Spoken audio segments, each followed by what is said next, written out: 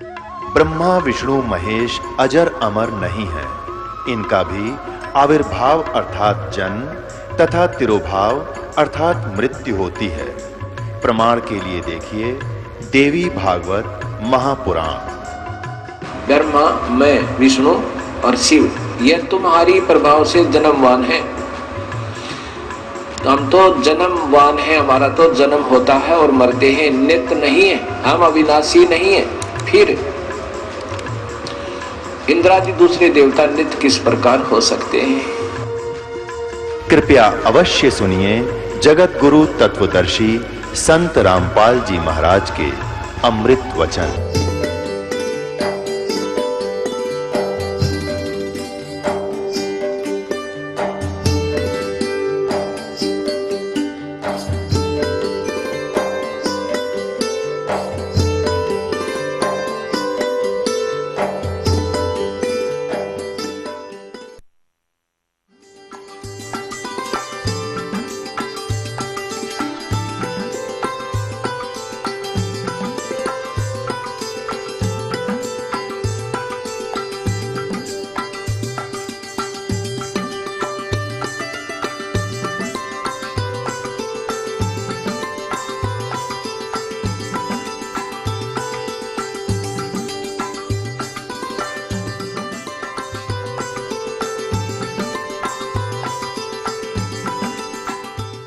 गीता जी अध्याय नंबर 7 के श्लोक नंबर 18 में गीता ज्ञानदाता कहता है कि ये ज्ञानी आत्मा है तो अच्छी आत्मा, परमात्मा पाने के लिए जीवन न्यौछावर कर दिया, मरे चाहे जीवे, भूखे प्यासे बैठे रहे, भक्ति करते रहे, ओम नाम का जाप, जैसा इनको पता था।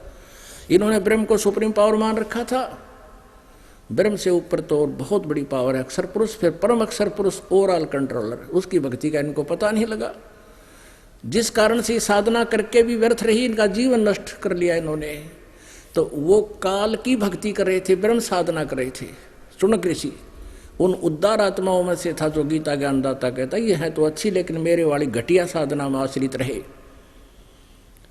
अब उस शुनक ऋषि की टाट खजागी काल ने उधर से रिमोट से प्रेरणा कर दी, क्योंकि तो नाश करवाओ सब क्या एक दूसरे से बढ़ाकर। अब अर्जुन युद्ध नहीं करना चाहो था, ला के अटबट और दिखागा भयंकर रूप। अर्जुन ने सोचा जब मैं मना करूंगा युद्ध से तो एक बार फिर वो विराट रूप दिखा दिया, मेरा हार्ट अटैक होगा। और इतना वो समझ भी गया था अर्जुन के यो युद्ध चाहता है, घुमा फिरा के कहे युद्ध कर, ना तो उसकी शरण में जा, उसका मन बेरा नहीं, किसी और तो पूछ ले। और ये क्यों लाने हुए, फिर ये सीधी सी बात थी कि युद्ध चाह था वो कौन, ये काल श्री कृष्ण में प्रवेश करके बोल रहा था।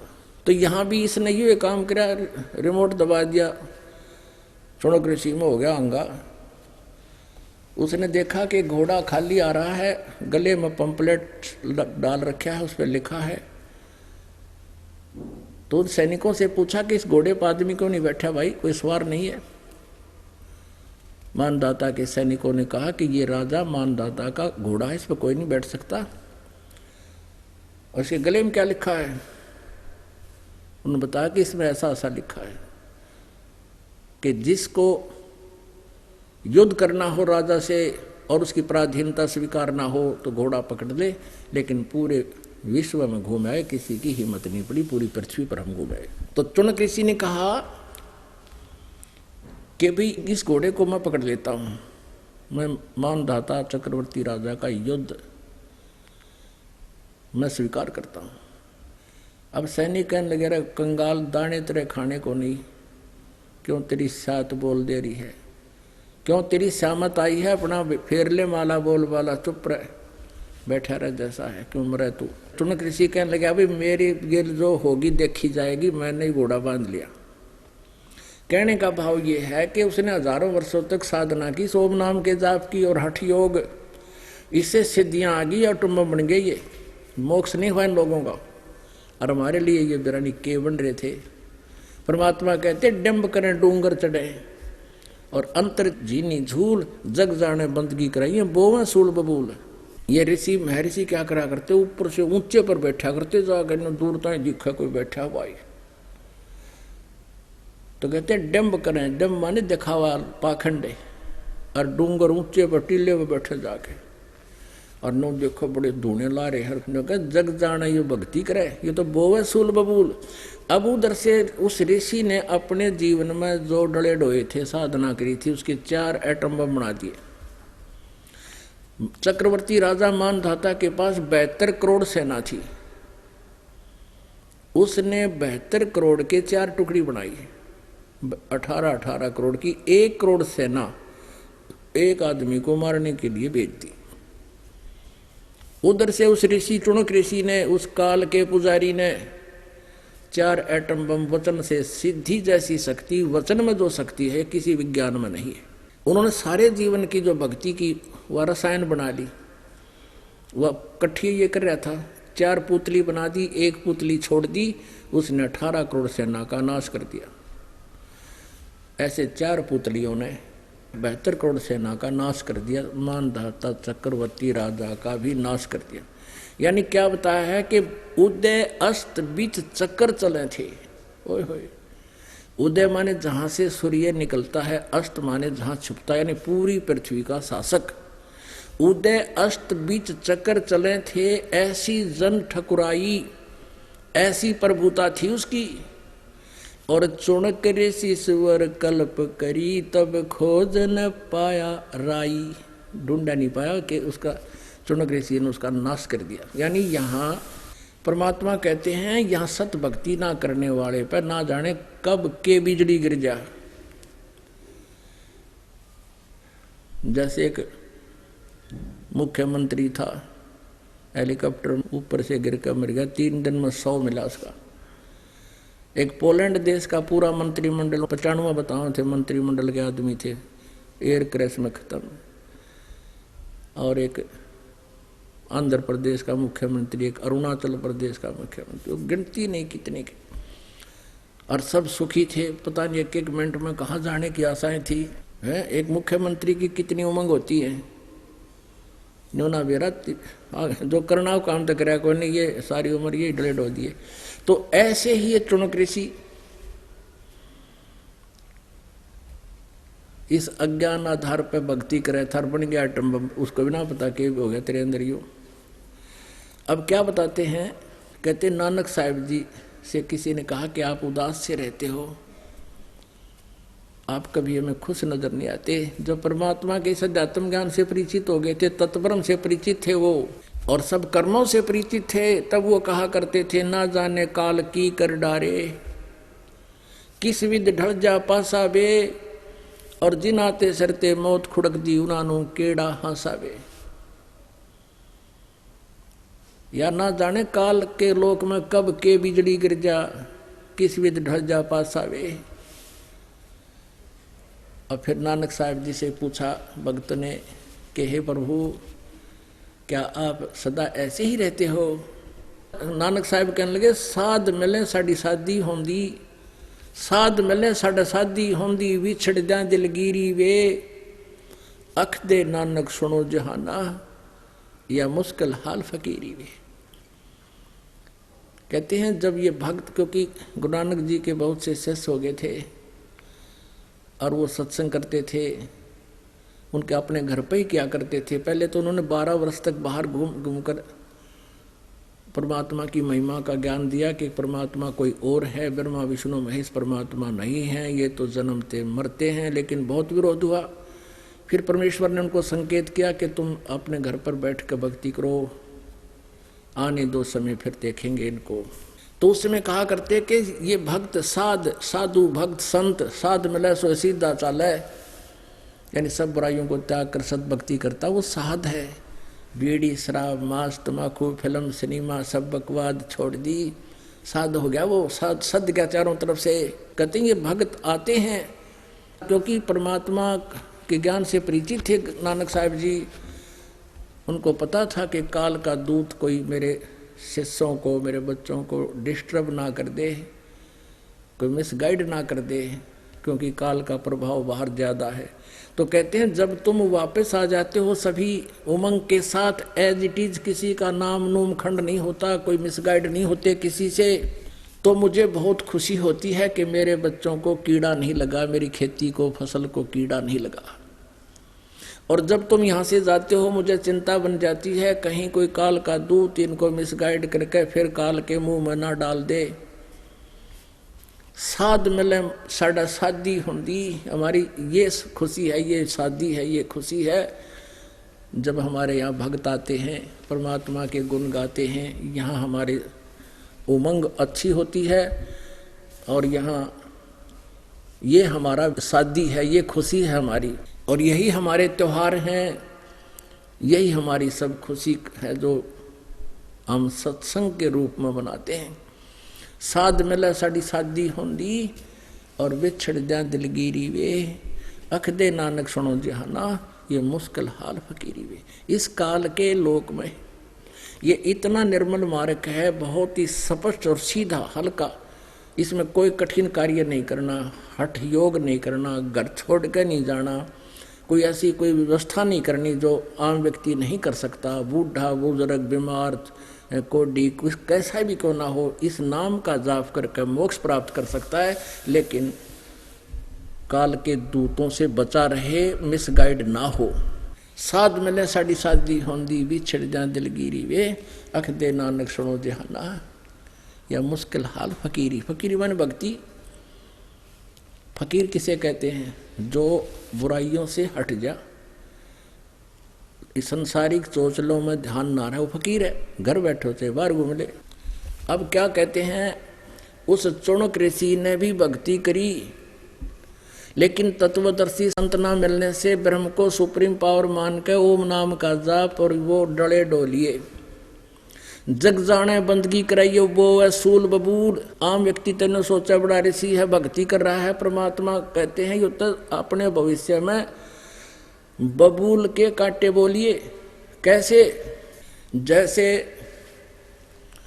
उस चुणक ऋषि ने जो तप किया, हठ योग से तप हो गया, ओम नाम के जाप से भक्ति की कमाई बन गई। अब उसने कुछ तो वो सिद्धि प्रयोग करके उस कमाई से सिद्धि बना ली, पुतली बना के, यानी 72 करोड़ जीवों की हत्या कर दी। अब एक बंदूक है, क्या ये भी एक सिद्धि है? पिस्टल है, ये भी सिद्धि है। चाहे तो को पिस्टल तो मार दे, यानी बंदूक से मार दे, और चाहे वचन की सिद्धि रूपी बंदूक से मार दे, दोनों को पाप बराबर है। अब फिर ये, अब इसके यहाँ जब तक आप इस ब्रह्म और परब्रह्म के लोक में रहोगे, इसी की साधना में व्यवस्थित रहोगे, तब तक आपको अपने किए हुए कर्म का भोग भोगना होगा। आपका कैसा ऐसे खोल रखे खाते, दोनों आपके अकाउंट ओपन रहते हैं, बैड वाले भी और गुड वाले भी। गुड तो पुण्य और भक्ति के, पुण्य और गुण अच्छे जो आपकी भक्ति अलग से लिखी जाती है और पाप अलग से, दोनों आपको भोगने होंगे। और जब हम इस परम अक्षर ब्रह्म की कबीर जी की शरण में आ जाएंगे, इस दास के माध्यम से सत भक्ति करेंगे, तीनों मंत्र का जाप आपको मिलेगा। जब ही सतनाम हृदय धरो, भयो पाप को नाश, जैसे चंगारी अग्नि की भाई पड़े पुराने घास। आपके संचित कर्मों के जो पाप हैं और प्रारब्ध के जो पाप हैं, परमात्मा का ये सच्चा नाम ऐसे फूंक देगा जैसे लाखों टन सूखा घास पड़ा हो, एक माचिस की सींक लगा दे, सब न जलाकर राख कर देगी। और इनका विधान ऐसा है कि जैसे कर्म भोगने पड़ेंगे वैसे ही करेगा, वैसे ही भोगने पड़ेंगे। पुण्य स्वर्ग में और पाप नरक में, शेष बचे हुए यहाँ गधे कुत्ते सूअर के रूप में। तो ये चुणक ऋषि जब तक इसके ओम नाम के जाप की कमाई शेष है, वो ब्रह्मलोक में जाएगा। श्रीमद् भगवत गीता अध्याय नंबर 8 के श्लोक नंबर 16 में कहा कि ब्रह्मलोक पर्यंत भी पुनरावर्ती में है, वहां गए भी अपनी भक्ति की कमाई क्षीण होने पर पुनः जन्म प्राप्त करेंगे। और फिर तब से ये कुछ पृथ्वी का फिर से राजा बन जाएगा। राजा बनते ही पहला कदम पाप का होता है, तब से राज मदमानम और जन्म तीसरे सुकर्षवान। राजा को अभिमान बहुत होता है, अभिमान बस इतने पाप कर देता वो गिनती नहीं होती उसे। फिर पृथ्वी का यूं राजा भी बन सकता है। फिर बच गए पाप, जो 72 करोड़ आदमियों की हिंसा करती है 1 सेकंड में, कुछ भी ना सोची नालायक आदमी ने क्या करने जा रहा, तेरे शर्म में दर्द था। राजा का काम अपना है, ऋषि का काम अपना है, कड़ा पंगा पा लिया इन्हें, तो फिर ये कुत्ता बनेगा ये चुणक ऋषि की आत्मा, और शर्म में पड़ेंगे कीड़े, इसके जख्म होंगे, वो 72 करोड़ अपना फिर टिट फॉर टैट लेंगे। अपनी आत्माओं, एक गुरु शिष्य चले जा रहे थे, रास्ते में एक मछियारा मछियां पकड़ रहा था कांटे से और बाहर पटक दे था, जाल भर कर बाहर पटक रहा था, वो तड़प तड़प कर मर रही थी। अब शिष्य ने पूछा, गुरुदेव इस प्राणी को क्या सजा मिलेगी, ये कैसा जुल्म कर रहा है। गुरुजी बोले, चल बेटा फिर बताएंगे। 4, 5, 6 वर्ष के बाद, 8 वर्ष के बाद गुरु शिष्य दोनों जा रहे थे। एक हाथी का बच्चा, एक 2 पेड़ थे निकट निकट, उछल कूद करता हुआ उन दोनों पेड़ों के बीच में फंस गया और उसने खूब जोर लाया, झटकम पटकम होकर भूखा प्यासा वो फंस गया, उसमें निकल नहीं रहा और सारी खाल छुल गई, उसमें कीड़े पड़ गए पूरे शरीर में, रो चिल्लाओ बुरी तरह। अब शिष्य ने पूछा, गुरुदेव इस प्राणी ने कौन से जन्म में ऐसा पाप किया, ऐसी ये दुर्गति होकर के ये मर रहा है। तब उस गुरुदेव ने बताया, बेटा तूने एक दिन प्रश्न किया था कि एक मछियारा मच्छी पकड़ रहा था और वो मच्छियां तड़प तड़प कर जान दे रही थी। ये हाथी का बच्चा वो मछियारा है बेटा, उसकी मृत्यु हो चुकी है, इसका यहाँ जन्म हो गया है। मन तो पावेगा अपना किया रे, भोगेगा अपनो किया रे। जब तक आप परमेश्वर कबीर जी की शरण में नहीं आते, आप अपना कर्म वर्क डन ही पाओगे। और ये वो परमात्मा है जो इसकी शरण में आने से आपके पाप भी नाश करेगा, आपके संस्कार समाप्त करके आपको मोक्ष दिलाएगा। बोलो सतगुरुदेव। परम पिता परमात्मा पूर्ण ब्रह्म, सारी सृष्टि के रचनहार कबीर देव जी, कबीर साहब जी, ये हम सब आत्माओं के स्वामी हैं, हमारे मालिक हैं, ये कुल के मालिक हैं, पूरी असंख्य ब्रह्मांडों के रचनहार, हम सभी आत्माओं के पिता और ये पूर्ण मोक्षदायक परमात्मा है। परमात्मा का और वास्तविक नाम कबीर साहब है, कबीर देव है, और इसी कबीर देव जी के उपमात्मक नाम है परम अक्षर ब्रह्म, सतपुरुष, अकाल मूर्त, शब्द स्वरूपी राम, अर्थात पूर्ण रूपेण अविनाशी परमात्मा। हम सभी आत्माएं सतलोक में रहा करते थे। आज सुबह के सत्संग में आपको सुनाया था कि जिस लोक में हम रह रहे हैं, ये ज्योत स्वरूपी निरंजन काल का लोक है। इसको श्राप लगा हुआ है 1 लाख मानव शरीरधारी प्राणियों का नित आहार करने का।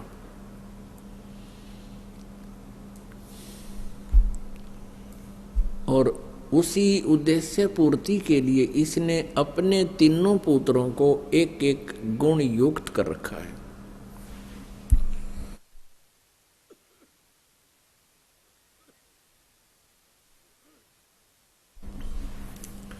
श्री ब्रह्मा जी रजोगुण युक्त, श्री विष्णु जी सतोगुण युक्त और श्री शिव जी तमोगुण युक्त। इसने उत्पन्न किए हैं अपनी पत्नी दुर्गा के गर्भ से, और इसी कारण से रजोगुण के प्रभाव से सभी प्राणी संतानों उत्पत्ति करते हैं, यहाँ के ठाठ बाट की इच्छाएं करते हैं, और सतोगुण के प्रभाव से सभी एक दूसरे से चिपके हुए हैं। और तमोगुण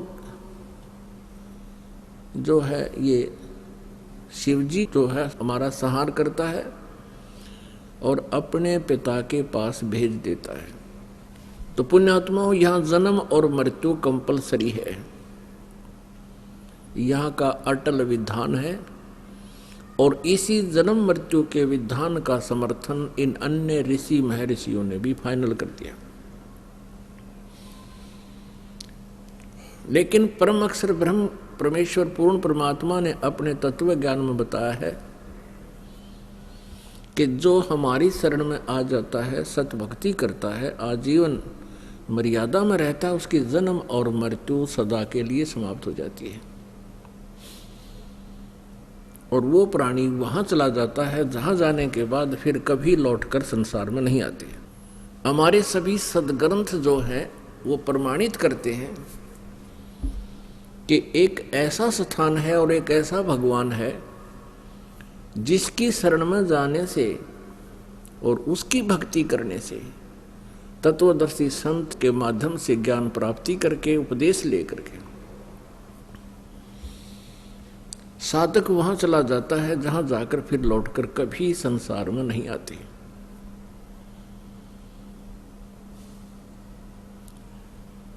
श्रीमद् भगवत गीता अध्याय 15 के 1 से लेकर 4 में ये स्पष्ट किया है कि ऊपर को जड़ वाला, नीचे को तीनों गुण रूपी शाखा वाला, ये उल्टा लटका हुआ संसार रूपी वृक्ष है, और तीनों गुण रजगुण ब्रह्मा, सतगुण विष्णु, तमगुण शिवजी रूपी इसकी शाखाएं हैं। गीता ज्ञान दाता ने केवल इतना ही संकेत दिया है। खुद कहता है चौथे अध्याय के 34वें श्लोक में कि मैं उस तत्व ज्ञान से परिचित नहीं हूं, उसकी जानकारी तो तत्वदर्शी संत बताएंगे। तत्व ज्ञान कौन सा है? गीता जी अध्याय नंबर 4 के श्लोक 32 में कहा है कि वो सच्चिदानंद घन ब्रह्म की वाणी में है, ब्रह्म ने मुखे। सच्चिदानंद घन ब्रह्म अर्थात परम अक्षर ब्रह्म की वाणी में जो उस परमेश्वर ने स्वयं ही आकर अपने मुख कमल से उच्चारित की हुई होती है, उसको कबीर वाणी बोलते हैं। उस कबीर वाणी में अर्थात वो तत्व ज्ञान कहलाता है। उस तत्व ज्ञान के अंदर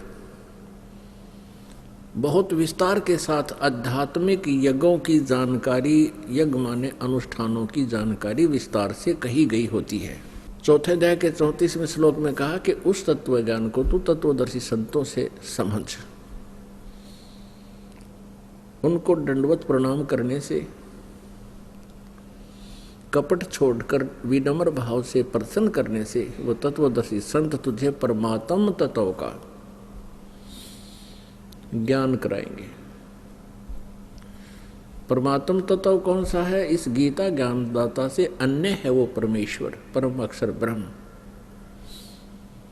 तो गीता जी अध्याय नंबर 15 के श्लोक नंबर 1 से 4 में कहा है कि उस तत्वदर्शी संत की प्राप्ति के उपरांत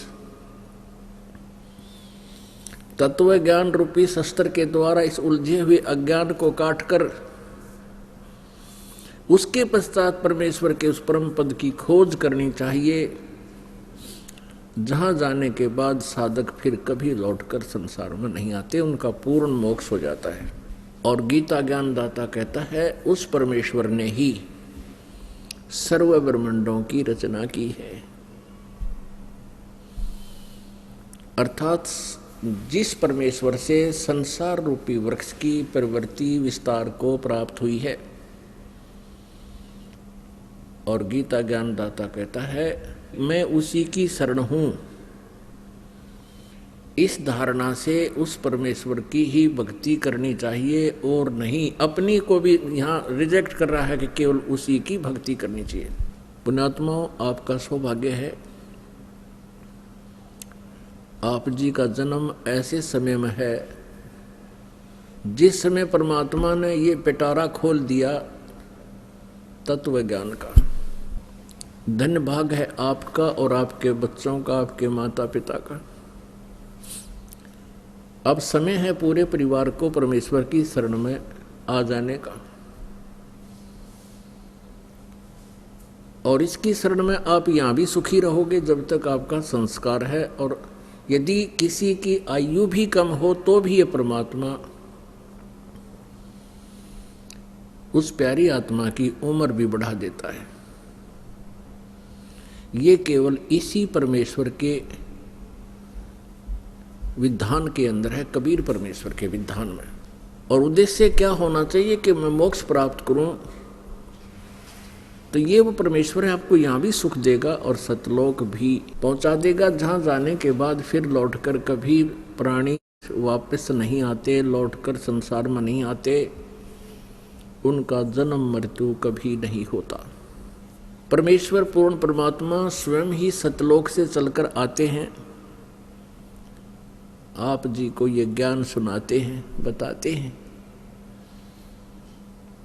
उन अच्छी आत्माओं को मिलते हैं और फिर वो अच्छी आत्माएं परमेश्वर से प्राप्त ज्ञान को अपनी वाणी में लिपिबद्ध करते हैं। और परमेश्वर स्वयं भी अपनी वाणी को लिपिबद्ध करवा के, लिखवा के हमारे लिए ये मार्गदर्शन कर जाते हैं। आज से लगभग 600 वर्ष पहले परमात्मा सतलोक से चलकर आए थे और भारतवर्ष के काशी शहर में एक लहर तारा नामक तालाब में कमल के फूल के ऊपर शिशु रूप धारण करके, एक छोटे से नवजात बालक का रूप धारण करके वो कमल के फूल पर विराजमान हुए थे। नीरू और नीमा ये जुलाहा थे, निसंतान थे। ये प्रतिदिन वहां स्नान के लिए उस तालाब पर जाया करते थे। प्रतिदिन की तरह ये उस दिन भी वहां पहुंचे तो उन्होंने ये बच्चा परमात्मा वहां मिला, घर उठा लाए। धीरे धीरे परमात्मा अपनी लीला करने लगे। 25 दिन के हो गए थे प्रभु लीला में, शरीर में, लेकिन न तो दूध पान कर रहे थे, न दूध पी रहे थे, न अन्न ग्रहण कर रहे थे। और स्वस्थ इतने थे जैसे बच्चा प्रतिदिन किलो दूध पीता हो। लेकिन नीमा को परमात्मा अपनी स्वेच्छा से मिले थे और निसंतान थी नीमा, उसको बच्चा प्राप्त हुआ। उसके बाद उस बालक में एक विशेष मोह बन गया। पुण्यात्मा वो तो परमात्मा थे, वैसे भी कोई बालक अपने पास रहे तो भी उसमें ममता बन ही जाती है। इतना उसके अंदर लगाव बन गया। नीमा ने अपने मन में ठान ली कि हे भगवान, या तो ये संतान देनी नहीं थी आपने, और अब देकर वापस ले रहे हो, क्योंकि नीरू और नीमा उसी जन्म में ये पहले ब्राह्मण और ब्राह्मणी थे और मुसलमानों ने इनको जबरदस्ती मुसलमान बना दिया था। पहले ये भगवान शिव के पुजारी थे और शिव पुराण से कथा सुना करके अपना रोजी रोटी चला रहे थे बहुत नेक आत्मा। पहले भी इनका जब ब्राह्मण थे, ब्राह्मण का कार्य करते थे, तभी इनका स्वभाव था कि जो भी पूजा से पैसा आता था अपने खर्चे जोगा रख के बाकी का सब भंडारा कर देते थे, कोई संग्रह नहीं करते थे। अब उस मुसलमान बनने के बाद वो कथा नहीं कर सकते थे शिव पुराण की, तो उन्होंने समस्या आ गई रोजगार की। उन्होंने फिर अपनी एक खड्डी बना ली कपड़ा बुनने की, उसमें कोई लागत नहीं होती, 4 लठ गाड़ने होते हैं, खुट्टे से गाड़े और काम चालू, फैक्ट्री बन गई।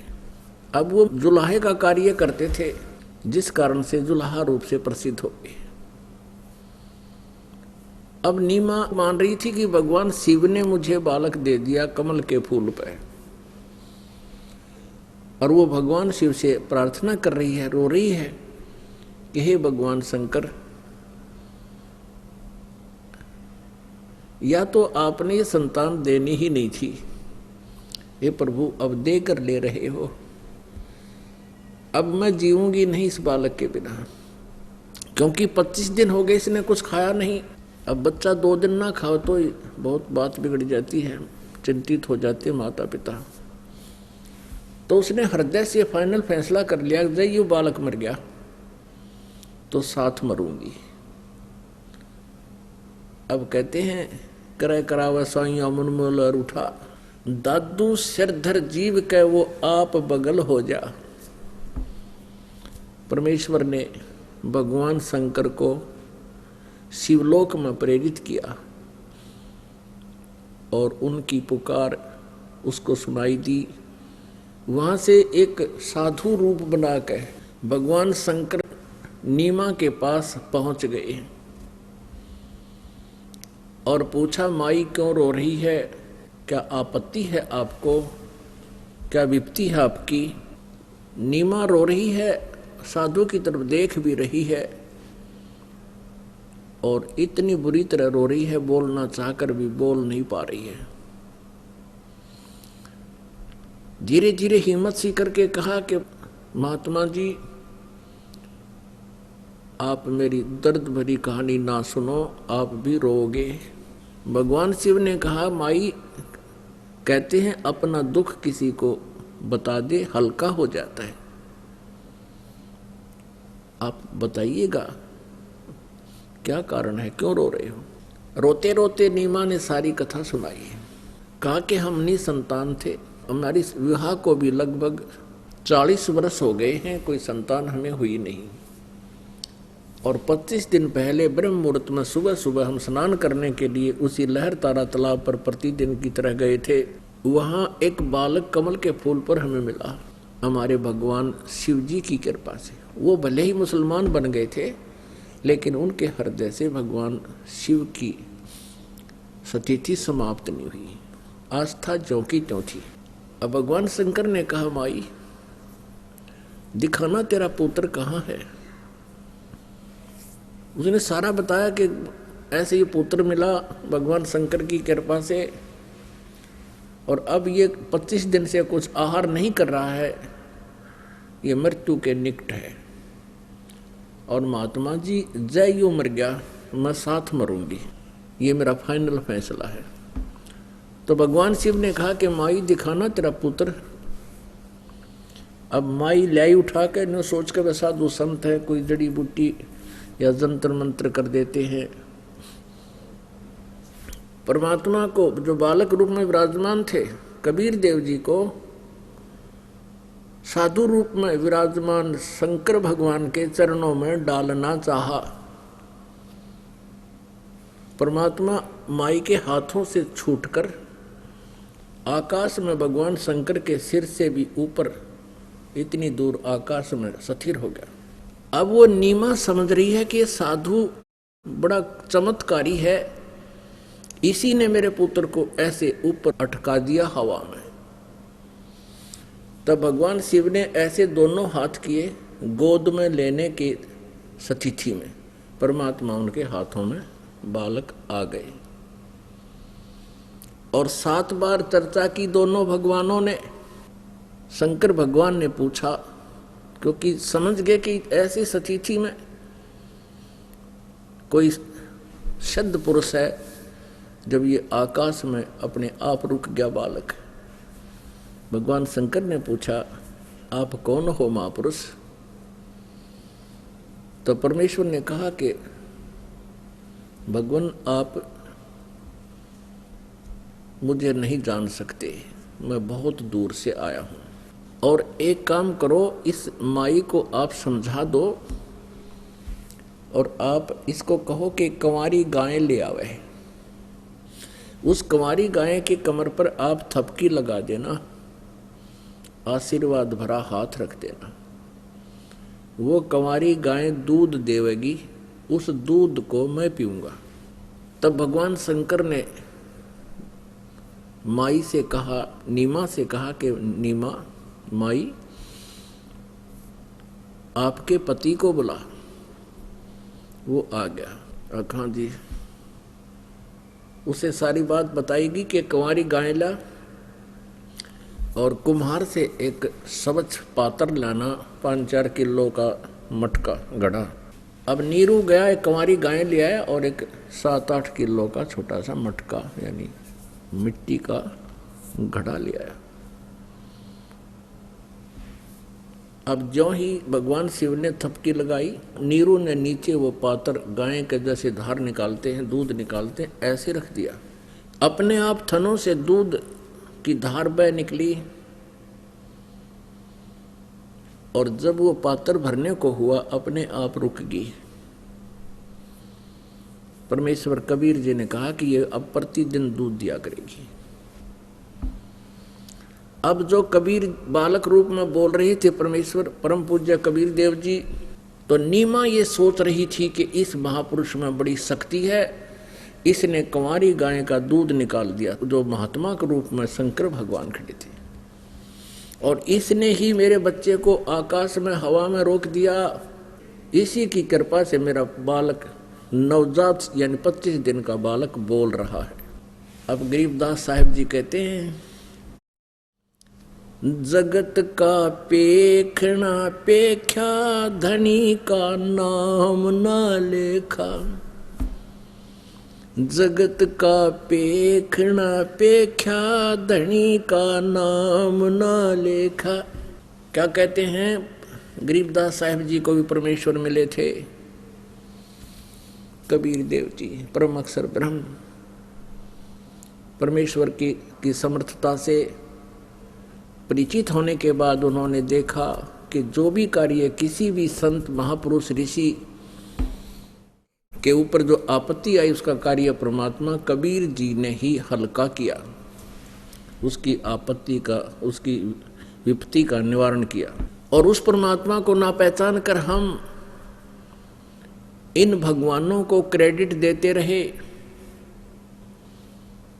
कि श्री कृष्ण ने ऐसा कर दिया, श्री राम ने ऐसा कर दिया, विष्णु जी ने ऐसा कर दिया, भगवान शिव जी ने ऐसा कर दिया। तो यहाँ कह रहे हैं जगत का पेखना पेख्या, धनी का नाम ना लेखा। शंकर भगवान जो महात्मा खड़े थे, तो नीमा ने यही सोचा कि इस महात्मा में अजब करामात है, और इसने मेरे बालक को बुलवा भी दिया, कंवारी गाय का दूध निकाल दिया, उसके चरणों में पड़ गई शंकर भगवान के। परमेश्वर ने दूध पिया, शंकर भगवान चले गए। अपने आत्माओं, आप जी जिस भी इष्ट की पूजा करते थे, विशेषकर हिंदू समाज के अंदर कोई ना कोई इष्ट अपना था। कोई भगवान विष्णु को इष्ट रूप में, कोई शंकर भगवान को इष्ट रूप में, या कोई विष्णु या श्री कृष्ण जी को या श्री राम जी को इष्ट रूप में अवश्य मानते थे। और फिर ये भी कहते थे कि जो भी क्रेडिट हमें मिलता था, हम यही कहा करते थे कि भगवान विष्णु ने हमारे ऊपर ऐसी कृपा कर दी, भगवान श्री कृष्ण जी ने ऐसी रजा बख्श दी। जैसे बच्चे विद्या ग्रहण करते थे, सफल हो जाते, तो कहा करते थे जो भी जिसको पूछते थे, जैसे हम तो बाबा श्याम जी को भी इष्ट मान रहे थे बिना ज्ञान के, हनुमान जी को भी इष्ट मान रहे थे, हमारे तो इष्टों की चाहे गाड़ी भर ले इतने थे। तो हम ये कहा करते थे, ये हमारे भगवान विष्णु का भी नाम लेते, साथ में बाबा श्याम जी को भी क्रेडिट, बजरंगबली की जय हो, उन्होंने कर दिया। हमारा कोई स्टेटस नहीं था, क्योंकि बगैर ज्ञान के कोई स्थिरता होती ही नहीं। तो इसी कारण से नीमा ये समझ रही है इस महात्मा ने अजब करामात कर दी, और मेरे बालक के लिए दूध बख्श दिया गाय में, और वो भी कंवारी में। अपने आत्माओं, लाल की कीमत, लाल की परख जौहरी करता है, जन साधारण नहीं कर सकता। तो किन किन जौहरियों ने उस लाल को परख्या? आदरणीय धर्मदास साहिब जी ने, आदरणीय मलुकदास साहिब जी ने, आदरणीय दादू साहिब जी ने, आदरणीय नानक साहिब जी ने, आदरणीय गरीबदास साहिब जी गांव छुडानी जिला झज्जर हरियाणा वाले ने, आदरणीय घीसा साहिब जी, घीसा दास साहिब जी गांव खेखड़ा मेरठ उत्तर प्रदेश वाले ने। और इससे पहले भी परमात्मा बहुत बार मिले हैं। अब्राहिम सुल्तान अधम को मिले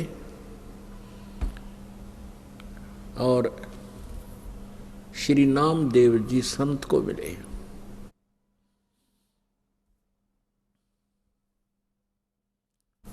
तो ऐसे उस परमेश्वर की जो महिमा इन महापुरुषों ने आंखों देखा, उस लाल को पहचाना और गुणगान किए। पुण्यात्माओं, हम जिसको भी इष्ट मानकर पूजा करते थे, तो हम उनको कहां से हमने इष्ट चुना? हमने उस परमेश्वर की महिमा कहां देखी? जैसे शिव पुराण के अंदर शिव जी की महिमा, विष्णु पुराण के अंदर विष्णु जी की महिमा, और दुर्गा पुराण के अंदर देवी जी की महिमा। अब जितने भी हमारे जो गुरु लोग थे वो हमें यही बताया करते थे कि विष्णु पुराण में ये लिखा है कि विष्णु ही सर्वेश्वर है, यही 3 रूप धारण करके उत्पत्ति, स्थिति और संहार करता है। अजरो अमर है, इनकी जन्म मृत्यु नहीं होती, विष्णु जी से ऊपर कोई देव नहीं है, इससे बड़ा कोई भगवान नहीं। साथ में ये भी कहते थे कि वही प्रभु विष्णु जी ही श्री राम रूप में राजा दशरथ के घर जन्मे, वही विष्णु जी देवकी जी के गर्भ से जन्म लेकर श्री कृष्ण रूप में प्रकट हुए। हम ये भी कहते थे।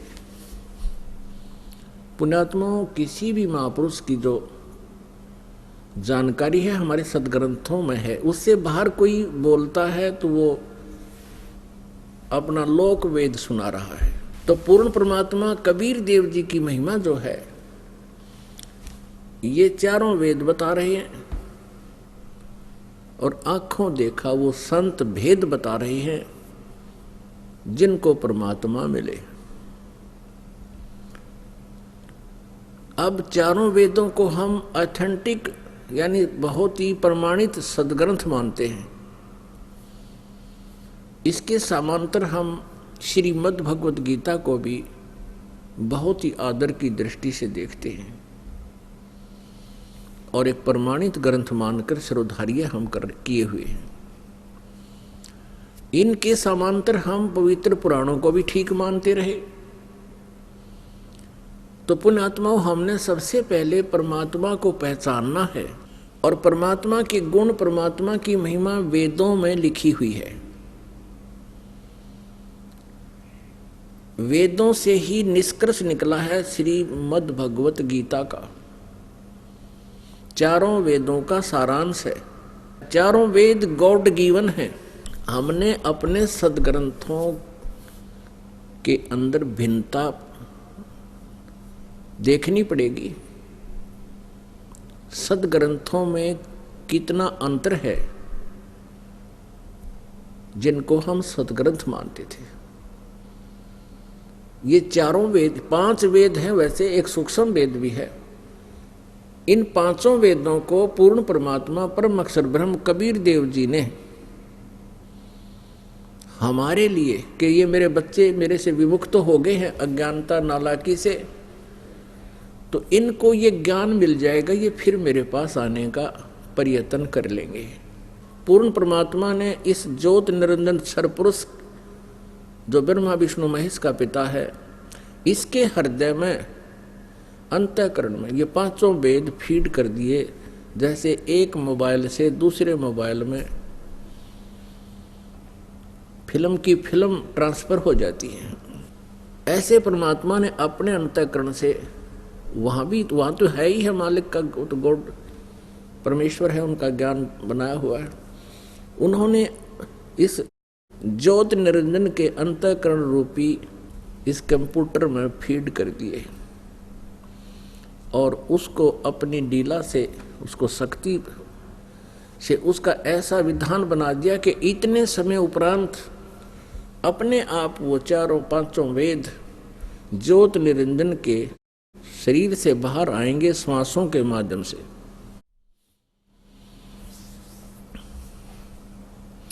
ऐसा ही हो गया।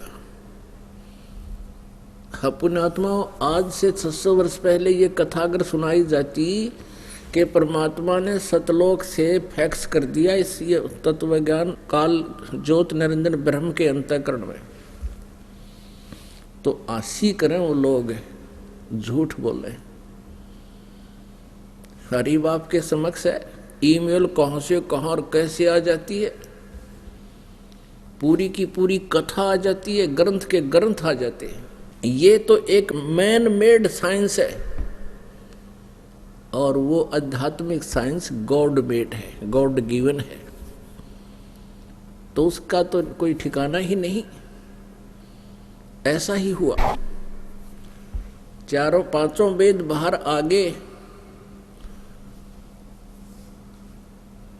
आप देखते हो एक चिप होती है, चिप, और उसमें तो फिर कंप्यूटर में निकालने लग गया तो न्यूरो मैटर निकला, कोई मतलब पोथी बन गया। तो ऐसा ही समझो, परमेश्वर ने इसलिए दिया है सारा ज्ञान, ये जो इंटरनेट वगैरह परमात्मा ने ये साइंस दी है, ताकि इस साइंस के आधार से परमात्मा की साइंस को जो हम रिजेक्ट करने जा रहे थे फिर स्वीकार्य हो जाएगी। पांचों वेद दिए थे परमात्मा ने, जब ज्योत निरंजन ने उनको पढ़ा, पांचवा वेद जो सूक्ष्म वेद था उसमें सारा विवरण था उस परम अक्षर ब्रह्म को पाने का, यहाँ से पीछा छुटवाने का। इस काल को चिंता होगी, ब्रह्म को चिंता होगी कि इनको पता लग गया यहाँ के प्राणियों को कि तुम ऐसे स्थान पर रहा करते थे जहां कभी जन्म मृत्यु नहीं होती, वहां कोई कष्ट नहीं होता और वहां सदा बाहर सब फल फ्रूट है और अजर अमर शरीर है। तो ये सभी भाग जाएंगे यहां से। इसने हमें, इस काल भगवान ने अपने को मूर्ख बना के और विवश करके रखा हुआ, नियोजित षड्यंत्र से इसने हमें यहां रोक रखे। इसके षड्यंत्र को ना श्री ब्रह्मा जी जान सके, ना विष्णु जी, ना श्री शिव जी। पूर्ण परमात्मा ने आकर इसका बांडा फोड़ करया, इसका पर्दाफाश कर दिया कि यो काल है, इसके लोक में सुख नाम की वस्तु नहीं है, तुम यहां सुख ढूंढ रहे हो, यहां सुख नहीं है। तो फिर क्या हुआ, इस काल भगवान ने पांचवा वेद तो नष्ट कर दिया, चार वेदों को इसने अपने पुत्र ब्रह्मा जी को दे दिया और इन चार वेदों में लास्ट में ये लिखा है कि नेति नेति नेति, न इति न इति न इति। न इति माने इतना ही नहीं है। परमात्मा की जानकारी जो हम लिख रहे हैं, हम बता रहे हैं, जो हमारे में लिखा है, ये इतनी ही नहीं है, ये तो अपार है। उस कंप्लीट स्पिरिचुअल नॉलेज को जानने के लिए, पूर्ण रूप से अध्यात्म ज्ञान को समझने के लिए तत्वदर्शी संतों के लिए ऑप्शन छोड़ दिया। यजुर्वेद अध्याय नंबर 40 के मंत्र 10 से लेकर 13 में स्पष्ट किया है कि उस परमात्मा के विषय में कोई तो जन्म लेने वाला कहता है, कोई कभी न जन्म लेने वाला कहता है। अर्थात कोई साकार बताता है, कोई निराकार बताता है, उसकी यथार्थ जानकारी तत्वदर्शी संत बताएंगे। तो इससे सिद्ध है कि वेद भी कंप्लीट नॉलेज नहीं रखते। और इन्हीं का सारांश पवित्र श्रीमद् भगवत गीता है। चौथे अध्याय के 34वें श्लोक में कहा है कि तत्व ज्ञान को जिसको स्वयं परमेश्वर आकर ही बताते हैं, उनके मुख कमल से उच्चारित होता है सच्चिदानंद घन ब्रह्म की वाणी में, वो कबीर वाणी में बोला जाता है। उस ज्ञान को तू तत्वदर्शी संतों के पास जाकर समझ। तो इससे सिद्ध हो गया, एक तो ये कंसेप्ट क्लियर हो गया कि गीता और वेद सेम है।